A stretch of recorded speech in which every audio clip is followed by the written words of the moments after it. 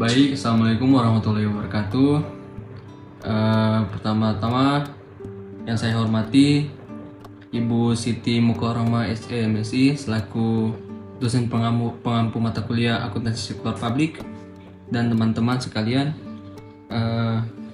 Pada kesempatan kali ini kami dari kelompok 5 ingin mempresentasikan hasil diskusi kami dengan judul akuntansi untuk desa. Sebelum masuk ke materi, izinkan saya memperkenalkan kelompok-kelompok kami. Nama kelompok kami. Yang pertama ada Muhammad Alhamdulillah Madam, yaitu saya sendiri selaku moderator. Yang kedua ada Abdul Samad Abdullah, ISD Rumah Tumia, Munisa Deja Abdullah, Anissa Febrianti, Sumiati SHI Hasim, M Fajar Akahar, Reski Hardin, M Reski Yansi Mustafa, dan Isa Arif Barmawi. Tanpa berlama-lama lagi, saya persilakan kepada pemateri pertama untuk mendiskusikan hasil diskusi terkait dengan akuntansi untuk desa. Saya persilakan untuk pemateri pertama. Definisi pengelolaan keuangan desa. Menurut pasal 71 ayat 1 UU nomor 6 tahun 2014 dinyatakan bahwa keuangan desa adalah hak dan kewajiban desa yang dapat dinilai dengan uang serta segala sesuatu berupa uang dan barang yang berhubungan dengan pelaksanaan hak dan kewajiban desa.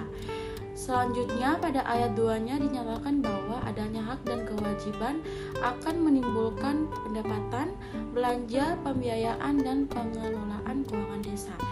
Dengan diberlakukannya peraturan pemerintah nomor 43 tahun 2014 tentang peraturan pelaksanaan Undang-Undang nomor 6 tahun 2014 tentang desa, maka kita coba jabarkan apa yang sebelumnya diatur pada UU nomor 6 tahun 2014.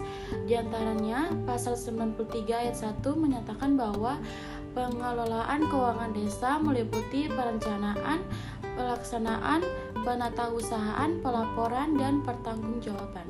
Berdasarkan pasal 105 dinyatakan ketentuan mengenai pengelolaan keuangan desa akan diatur dalam peraturan menteri, maksudnya Menteri Dalam Negeri.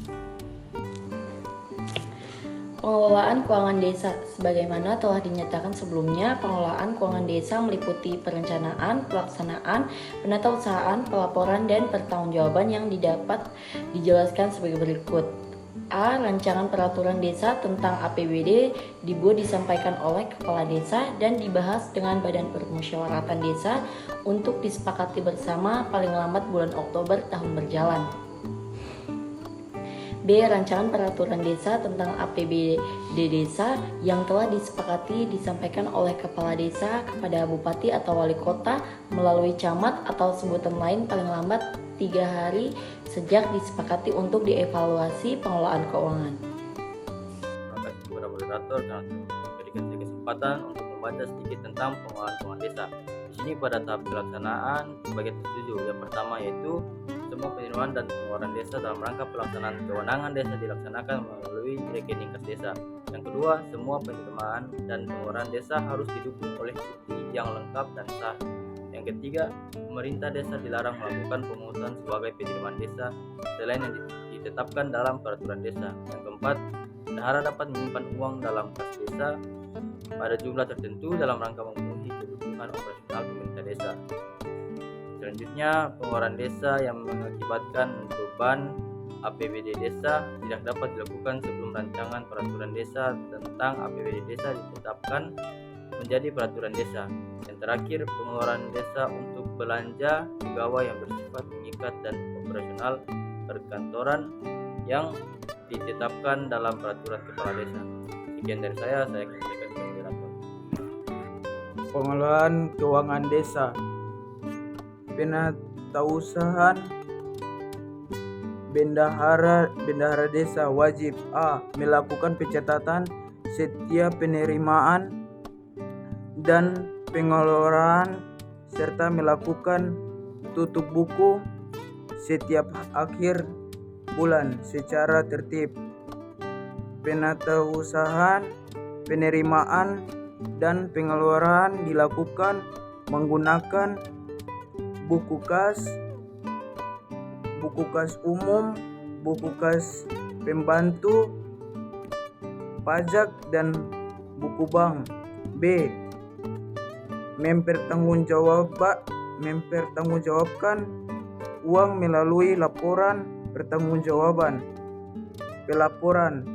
Kepala desa menyampaikan laporan realisasi pelaksanaan APBD desa kepada bupati atau wali kota yang meliputi A. Laporan semester pertama berupa laporan realisasi pelaksanaan APBD desa semester pertama. B. Laporan semester akhir tahun berupa laporan realisasi pelaksanaan APBD desa semester akhir. Baik, saya akan kembalikan kepada moderator. Baik, saya akan melanjutkan terkait pengelolaan keuangan desa. Pertanggungjawaban. Kepala desa menyampaikan kepada bupati atau wali kota setiap akhir tahun anggaran laporan yang meliputi laporan pertanggungjawaban realisasi pelaksanaan APBD desa tahun anggaran berkenan. Yang pertama merupakan bagian tidak terpisahkan dari laporan penyelenggara pemerintah desa. Yang kedua diinformasikan kepada masyarakat secara tertulis dengan media informasi yang semudah diakses oleh masyarakat. Yang ketiga disampaikan kepada bupati atau wali kota melalui camat atau sebutan lain. Yang selanjutnya B. Laporan kekayaan milik desa per 31 Desember tahun anggaran berkenaan. Yang C. Laporan program pemerintah dan pemerintah daerah yang masuk ke desa. Jadi maksudnya dari pernyataan tersebut itu diuraikan bahwa kewajiban kepala desa untuk menyampaikan laporan pertanggungjawaban kepada bupati atau wali kota setiap akhir tahun anggaran. Nah, di sini ada beberapa komponen yang harus dilaporkan. Yang pertama adalah laporan pertanggungjawaban realisasi pelaksanaan APBD desa tahun anggaran. Yang kedua, laporan kekayaan milik desa per 31 tahun anggaran. Yang ketiga, laporan program pemerintah dan pemerintah daerah yang masuk ke desa. Ini mencatat program-program yang didanai oleh pemerintah daerah atau pusat yang dijalankan di desa serta penggunaan dana yang terkait. Poin-poin ini adalah bagian dari kewajiban kepala desa untuk memastikan transparansi, akuntabilitas, dan pengawasan publik terhadap pengelolaan keuangan dan aset desa, serta pelaksanaan program-program yang memengaruhi masyarakat desa. Saya kembalikan kepada moderator.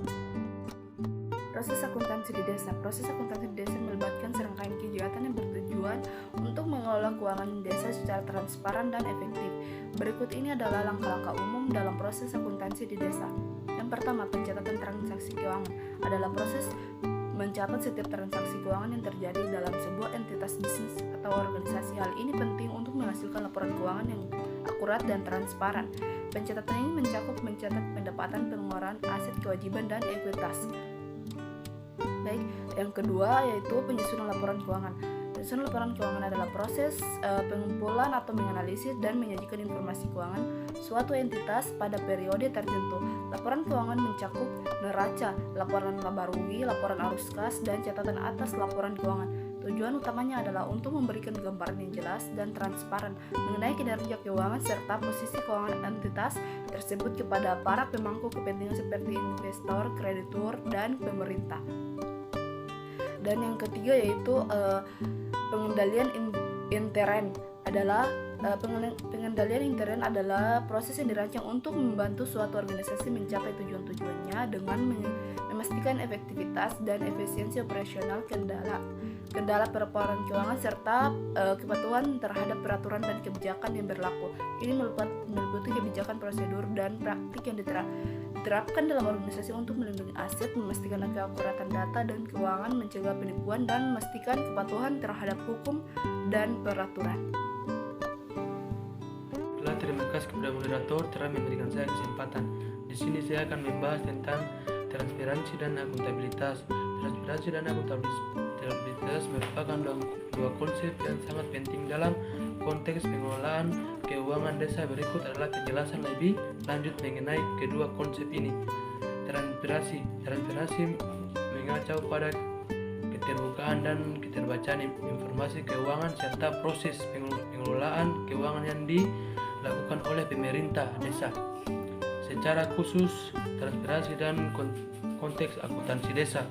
Akuntabilitas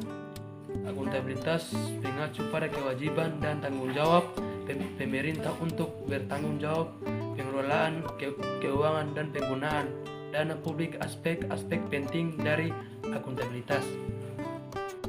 Baik, terima kasih kepada moderator yang sudah memberikan saya kesempatan untuk menjelaskan hasil pengawasan dan audit. Pengawasan dan audit merupakan dua proses penting yang mendukung keberlangsungan dan keandalan sistem akuntansi di desa. Berikut ini penjelasan lebih lanjut mengenai pengawasan dan audit dalam konteks pengelolaan keuangan desa. Pengawasan atau supervision merujuk pada yang dilakukan secara internal oleh pemerintah desa untuk memantau dan mengevaluasi pelaksanaan kebijakan, prosedur, dan praktik dalam pengelolaan keuangan. Tujuan utama dari pengawasan adalah untuk beberapa contoh pengawasan yang dapat dilakukan di tingkat desa meliputi 1. Pemisahan tugas, memisahkan fungsi pencatatan penerimaan uang dan persetujuan pengeluaran untuk mencegah penyalahgunaan atau kecurangan. 2. Rekonsiliasi bulanan, membandingkan catatan keuangan dengan transaksi bank untuk memastikan keakuratan dan keabsahan data keuangan. 3. Pemeriksaan internal, melakukan pemeriksaan secara rutin terhadap kegiatan keuangan untuk memverifikasi kepatuhan dan mendeteksi adanya penyimpangan. Audit adalah proses evaluasi independen yang dilakukan oleh pihak eksternal atau internal yang memiliki keahlian dan kredibilitas untuk mengevaluasi kepatuhan dan kualitas laporan keuangan desa. Tujuan audit antara lain. Baik, terima kasih. Berikutnya yaitu tantangan dalam akuntansi desa. Dimana yang pertama yaitu tantangan pertama keterbatasan sumber daya manusia dan keahlian. Untuk tantangan yang pertama ini banyak desa menghadapi keterbatasan sumber daya manusia yang memiliki keahlian dalam bidang akuntansi dan keuangan. Pengelolaan keuangan desa seringkali memiliki kualifikasi pendidikan dan pelatihan yang terbatas. Untuk tantangan yang kedua yaitu infrastruktur dan akses teknologi, di mana beberapa desa mungkin menghadapi tantangan dalam hal struktur dan akses teknologi seperti akses internet yang terbatas atau infrastruktur komputer yang kurang memadai, keterbatasan anggaran operasional.